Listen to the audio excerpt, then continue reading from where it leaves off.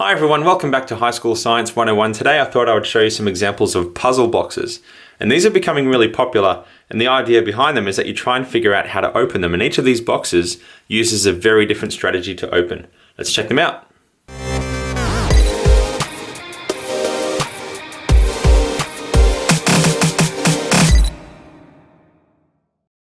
What I'll do for this video is introduce each box individually and then give a separate solution section at the end of the video. So the first part will be describing each type of box first, and then the second part will be a spoiler section. This box in particular is a Japanese style of puzzle box. The Japanese boxes tend to all have the same style of solution, but they vary in terms of how many steps are involved. And this one takes 10 steps to solve. It's really well made. It's the smallest out of all of the boxes. And in terms of difficulty, once you get the first few steps, it's fairly easy. So I would give it a 5 out of 10 for difficulty. This Pandora box probably has the most creative solution out of all of the boxes. The quality is a little bit disappointing, and I've had to make some modifications and repairs that you'll see in the solutions section, but because there are several steps that are very different from each other, it makes it very unique to open, and it makes it probably about a 7 out of 10 for difficulty. This one is definitely one of my favorite ones because there aren't any clues to try and open this. Nothing slides, nothing moves. The only thing that moves is this lid, but it's locked in, and it can be very frustrating because that lid isn't going anywhere. And if you shake it, you can hear something rattling, but that lid isn't budging. So it is possible to open this, unfortunately, without using the proper strategy, which is disappointing because the strategy is really, really clever. And you probably wouldn't solve it otherwise, but given that people can solve this with just sheer luck, that brings down the difficulty to probably an 8 out of 10. If it was solvable only by using the strategy, it would definitely be a 9 or a 10, but it's a really, really clever strategy. Last but not least is this one, which is handmade by a guy in Georgia. And he uses recycled wormwood from a burnt out hotel. So I'll give you the link to his Etsy page in the description below, as well as links to where you can find all the other boxes. But this one is really high quality in terms of the brass that he's used, the workmanship and the carpentry is just outstanding. So it's a really good display piece. In terms of difficulty though, it took me about 20 minutes to solve. So I would give it maybe a 6 out of 10 for difficulty. But as I said, just really well made and a really good display piece.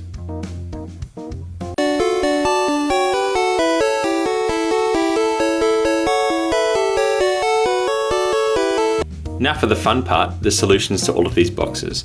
And this one is fairly easy once you figure out that slide there. Because then this bottom bit slides and you just keep going around.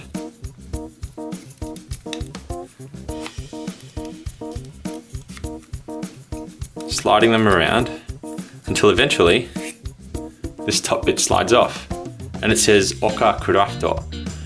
My best translation of this would be Oka meaning high or height, and Kurafto meaning craft, but it's in hiragana, which is a bit strange. It should be in katakana. So my translation would be high craft, but if you can find a better translation than that, please put it in the comments because I'd be really interested. So that is the Japanese 10-step puzzle box. Fairly easy once you figure out that first slide. Next we have the Pandora box, and the first thing that people start playing with this box is this medallion in the center because it can move around. And if you press on one end of it, the other end pops up and we can lift it up and we see that there's a magnet underneath. I've placed some tape here because this magnet's very strong, and when you first get this box and we have the medallion in the middle, because the magnet's so strong, when we press down on this end, this other end doesn't really lift up very far. So people have to use their nails to try and dig underneath, and it can wreck this medallion because it's really soft wood. So that tape there just weakens the strength of the magnet and allows us to very easily lift that up. Next, you'll notice that there's some metal bolts. So we have a magnet now. We can see if these bolts attract to the magnet, and this one does. So we'll put that one down. This one doesn't come out.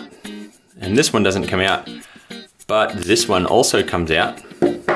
And you'll see that there's a little join here, and we can unscrew this bolt in half. We get our other bolt and we screw them together to make a really long bolt. And this one can go in this little gap here, and we can push down on the bottom of the box, which pops it out. And this bottom is also held together with these magnets on the underside here, which stopped it from falling out in the first place. And we have a little section here for card storage. You can store business cards and any other sort of bank cards there, I guess. And we also have a decent sized cavity within the box itself, but you couldn't really store much in there. So that's the Pandora box, really original design and very creative solution. As I said before, this is one of my favorite puzzle boxes purely because of the simplicity and the speed at which you can open this. I did say that unfortunately people can open it just by shaking it, and I'll explain why in a minute. But the main way to open this is just to put it down on a flat surface and spin it, and then it opens. And so what we have inside are these nails, and on the inside of the lid we have these holes. And when we put the lid on and tilt it, these two nails up here are now stuck in the holes in the lid, which locks it in place. And when we tilt it this way, these nails inside are now stuck in the holes on the lid on this side. And when we shake it, if you're persistent enough and lucky enough, you can jam these two nails up here in place and the bottom ones will fall through and then it can open. But that's only happened a couple of times. It is disappointing that you can open it that way, but the main way, as I said, is just to spin it, and with centrifugal force, these nails are forced outwards, allowing you to open the lid. So really simple, really scientific design. Here we have our handmade wooden box from America, and you can see that there's a hinge here and what looks like a button. These don't do anything. In fact, this whole door is a fake door, and we slide this panel open to access the inside. So these are just to throw you off. And something else to throw you off is the ball bearing that you can hear inside. That doesn't do anything either. What we need to focus on are these blocks here that slide in a particular sequence that allows you to eventually open up this back panel. So let's have a look.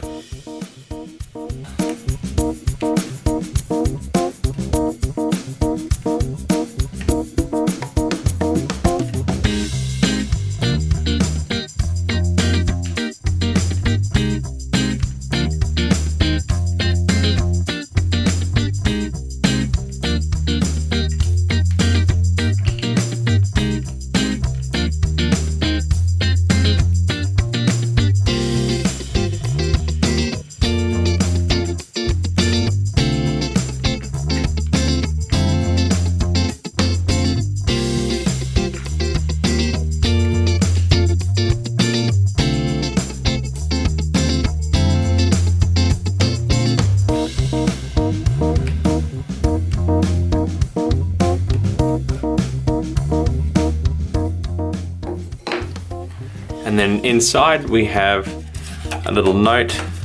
We have the ball bearing there, which wasn't doing anything. And we have a note where you can write down the date and how long it took for you to solve it. And that's it for today.